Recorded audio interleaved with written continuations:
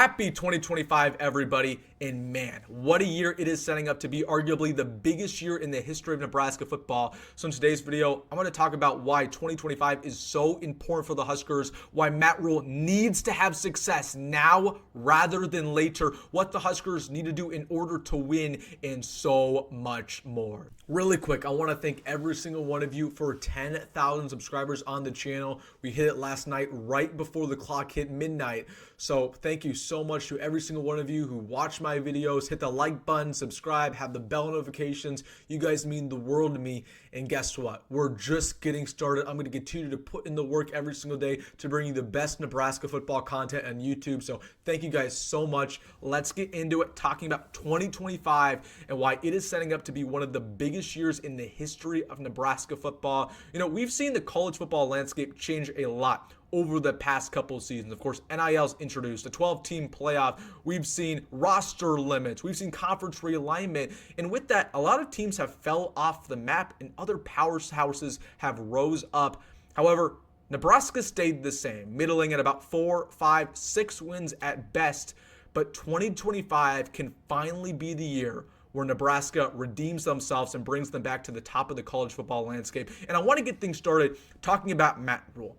When Matt Rhule got to Nebraska, he promised Husker fans that he was a rebuilder. He wasn't going to change Nebraska overnight. It was going to take some time, but he promised wins. And going into year one, he was rebuilding the team. Obviously, Scott Frost didn't leave much. He won 5 games. And despite bad quarterback play, we really showed a lot of promise. A lot of Nebraska fans were bought into the Rhule era. He started having a bunch of really good recruiting classes. He brought in 5-star Dylan Raiola. So inevitably, there was a lot of hype going into 2024, year 2. A lot of people were expecting 8, 9 wins.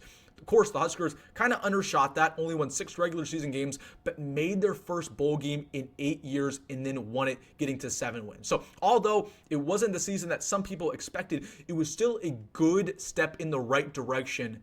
However, it all comes to this year 3. You know, Matt Rhule has always took a big jump in year 3, whether that was at Temple, whether that was at Baylor. He's always said that the biggest jump is from year 2 to year 3. He said in the offseason, he said that year 3 is going to be his year. It's time to start looking at the win column. You know, we were fine not looking at the win column in year 1. It is what it is. We just want to see improvement. It was fine not looking at the win column even in year 2. It is finally time for Matt Rhule to put up some legit wins. And we're not talking about, beating the Illinois of the world, beating the Indianas of the world. We're talking about big statement wins against some of our rivals. We need to beat Iowa consistently. We need to beat Ohio State consistently, some of these bigger schools, right? We need a big statement win. That's something that Matt Rhule is really lacking. His best win as Nebraska's head coach was probably that Colorado game. And we did not think Colorado was that good at the time. Turned out they were pretty good.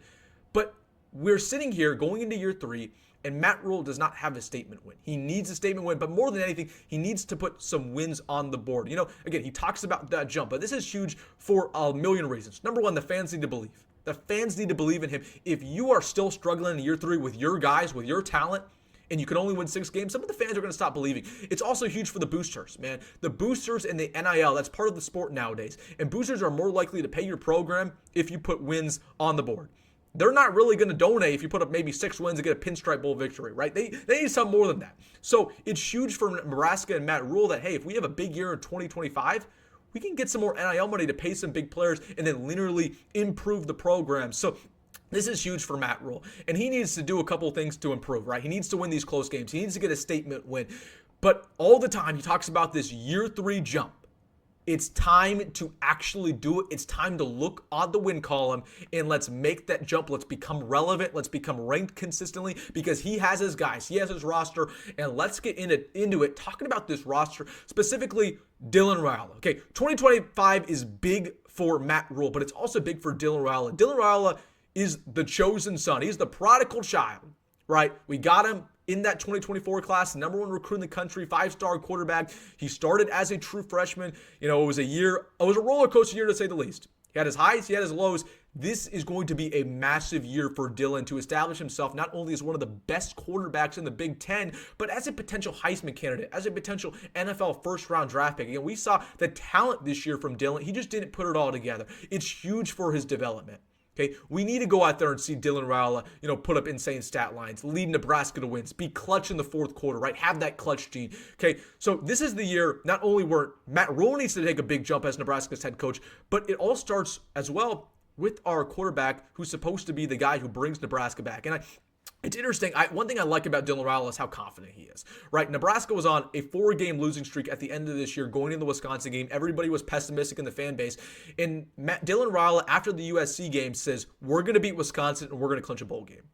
And everybody said, no way Dylan should be saying this, right? This is going to backfire tremendously. And then he went out there and did it. He put 44 on Wisconsin's head. Right. He is very confident. So it was interesting to me after the Pinstripe Bowl victory that he was interviewed by Hurrdat Sports. You know what he said? He said the goal for 2025 is playoffs. He did not say that last offseason, but he said the goal for 2025 is the playoffs, and as it should be. I know that sounds crazy to some Nebraska fans, but it should be the goal. It should be the expectation for next year. Okay, the schedule is easy next year. Let's just look at the schedule for 2025. Okay, this is a manageable schedule. You have 3 easy non-con games. I know we're not in any place to say easy as Nebraska fans because we lose to teams we shouldn't lose to, but objectively, these are 3 easy non-conference games. As for your conference slate, you don't really play a big power. Michigan's not the same Michigan. Michigan State obviously is not very good. Didn't make a bowl game. Maryland did not make a bowl game. Minnesota is not as good as they used to be with PJ Fleck. Northwestern didn't make a bowl game. USC was a 6-win team. UCLA was not as good either, right? So this is a very manageable schedule. We're talking, if Nebraska does everything right, 8, 9, 10 wins. So yes, we should be talking playoffs, but you need to execute at a high level, and Matt Rhule needs to finally get this monkey off his back, meaning he got to win a close game, and he has to have a statement victory. I'm looking at that Michigan game, man.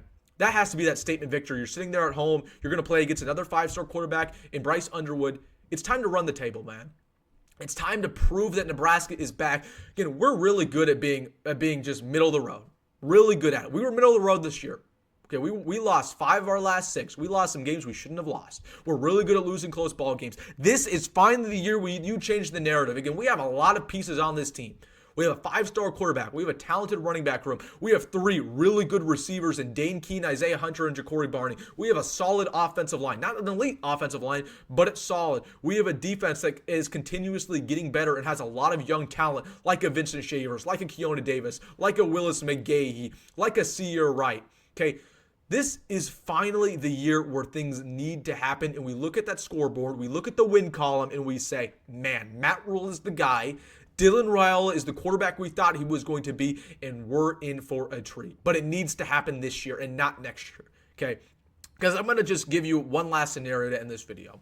Let's say Nebraska only wins 6 games next year, have another disappointing season, they can't get that statement victory, they have a bunch of close losses, Dylan progresses but not to be the quarterback we necessarily thought he was going to be.